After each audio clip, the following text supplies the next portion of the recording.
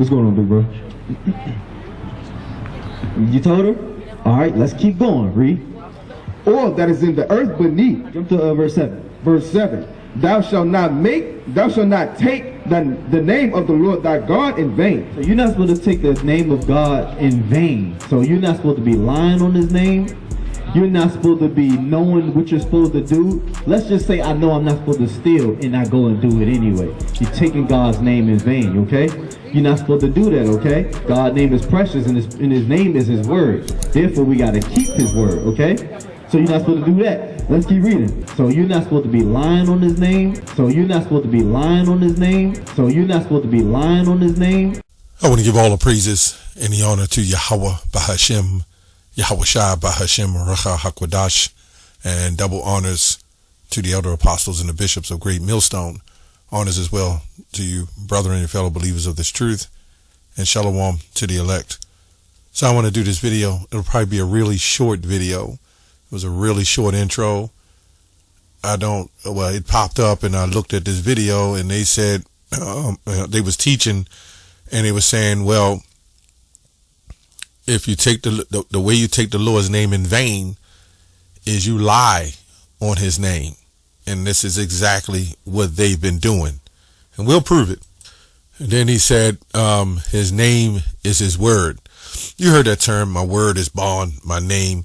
Well, that name, the word name simply means going to your reputation. Because you got to, like when you say you name your car a special thing, like she's my sweetheart or whatever, that's a name of the reputation you gave it. But on that name, when you get pulled over and they say, what is the name of this car? If it's stolen, you have to have that name of the car, right? So you have to pull out your reputation, your registration. So anyway, Isaiah 55:11, my thoughts are not your thoughts, and 55:7 says that. 8, for my thoughts are not your thoughts, neither your ways my ways, saith the Lord. And then after this, I'll go right to the name in vain thing, right? So it says, for ye shall, it says, where we at? For as the rain cometh down and the snow from heaven, and returneth thither, but watereth the earth, and maketh it to bring forth in bud, that it may give seed to the sower and bread to the eater, so shall my word be that goeth forth out of my mouth. Right? That's his reputation. So when it says his name is wonderful, his name is counselor, his name is justice, righteous, whatever you want to call it, in that form of reputation, but that's not the name, right? We'll get that too. I'm gonna have to pull that too. It shall not return unto me void, but it shall accomplish that which I please, and it shall prosper, and the thing that whereto I sent it. So also when you look at the name, let me get another scripture real quick. Also when you look at the name, well, let me get that, and then we're going to get to a point. So shall it be to show forth out of my mouth. Joel 2, and we're going to go to 32. I think it's 32. I mean, this is simple, but there's some who don't understand. Joel 2:32, it says, and it shall come to pass that whosoever shall call on the name of the Lord, you see that in caps? So now this is just not talking about Isaiah 9:6. Right? His name shall be called wonderful. His name is the word, his word. Right? Name of the Lord shall be delivered. And in Mount Zion and in Jerusalem shall be deliverance. And the Lord, here we go again, have said, and in the remnant whom the Lord shall call. That's why I brought out Isaiah 55. Okay, to prove that real quick, we're going to go to the lexicon. And the name of the Lord, see that in all caps right there. We're going to open it up. It says the proper name of the God of Israel, Yahweh. They say Yahweh or whatever, but it's he exists, right? It says Moses said to the Israelites, the Lord, your father. So I'm just showing it here. The Lord our God is one Lord. It signifies God's eternal existence, But, I'm just getting to the point here. The definition, meaning Jehovah, it says here, which is Yahweh. Now we're going to get to Exodus 20, 20 and 7. Thou shalt not take thy name of the Lord thy God in vain, for the Lord, here we go in caps. There we go. For the Lord will not hold him guiltless that taketh his name in vain. So this is spiritual that they brought this out. So let's go back to the lexicon. You know what it's going to say. The proper name of the God of Israel, right? So what I did is I looked up vain, which goes to vanity. We're going to look here. Yeah, we'll look here. This is real quick. I'll read these definitions. Futilely, vanity. It says shav primarily conveys the idea of vanity, emptiness. It's often used to describe actions, words, or objections that are futile, deceptive, or lacking in substance. This is that name Christ. In the context, like in these guys' eyes, if they saying you can call them whatever you want, again, I keep saying this and they haven't answered. Well, can I call him Satan or Baal? Can I do one of those things? Can I call him Chemosh or any other gods? Right? The context of the Ten Commandments is used to prohibit taking the Lord's name in vain, emphasizing the seriousness of using God's name with reference and truthfulness. In ancient Israelite culture, the concept shav was significant in religious and ethical context. The Israelites were called to worship God. See, the problem with the Israelites is what you see today.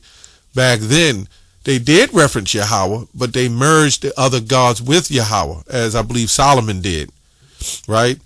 This is the same thing that Iuic is doing. They reference Yahweh, well, not truthfully. They call on Yahweh, and, they call on God, and then they call on Jesus, but it's supposedly they believe in the Most High and His Son, but this is what they're doing. They're calling on different gods. They've adding other gods to the God of Israel, to the power of Israel. But anyway, the legal religious text underscores the importance of integrity, authenticity in one's relationship of God and others. The ancient Near Eastern context, which is plethora of deities and religious practices, made the call to avoid shav particularly relevant as meaning of distinguishing the worship of Yahweh and the surrounding of pagan practices. So this is interesting because as I did, research and went into why we wear the fringes and how we was mixing our garments with the heathens' garments, and the Lord said, well, now you need to put a border on blue because you can't worship the God of Israel and be rolling, as we were so docile, rolling in worshiping their gods, or saying we have our God and then being conveyed, or let me say converted over to other gods, but we still kept the God of Israel. So the Lord said, put a ribbon of border in blue on your garments to separate yourself so you will remember.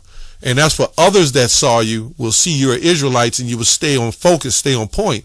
But now Yahweh is our remembrance, right? We don't need fringes and garments to wear every day for remembrance. So anyway, let me go here real quick. I think that's the point, right? I think that's the point. I don't think I need to bring anything else out. I just wanted to bring that point out. So let's go back here. The ancient Near Eastern context, a plethora of deities and religious practices made the call to avoid these, what is this we're going into again? The vanity, evil, idolatry, and uselessness. Oh, that's what it means. Vain means evil, idolatry. There's something sick about a group that follows a religion similar to Christianity. Well, they're following a righteous religion or belief, but then they've corrupted and made it unrighteous to the same people that taught us that so-called polygamy was illegal. Yeah, I read on that too, and how mainly Western Africa, when the Jesuits got there and they converted us from the original belief of what we were teaching according to the Bible, then they came in and brought us a new Christianity and say, well, you can't have but one wife. That wasn't true. But they knew we was multiplying. And then what the thing is, when they brought us here, they would get one man and have him as breeders.